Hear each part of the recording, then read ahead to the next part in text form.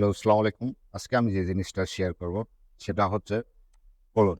Colon নাম, phone number, email address এই নামের শেষে যে কলনটা আমরা ব্যবহার করি, সেই কলনটা যখন আমরা সেট করি, অনেক স্পেস দিয়ে এটার লোকেশনটা সেট করা হয়।